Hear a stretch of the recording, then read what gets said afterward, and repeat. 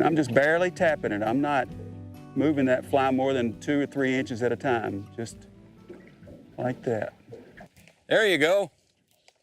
Oh, It's a guy, we'll take it. it's a fish. It's a very effective technique. There. There you go. He's Oh, got yeah, that minnow right in his top lip.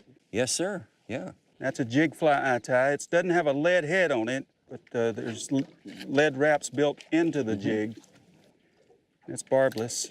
Yeah. And show the audience how you've got this rigged, because this is different than any other way that most people fish for smallmouth. I've often found that when the fish are in a lethargic mood, especially cold front conditions or windy conditions, you've got to slow down and downsize.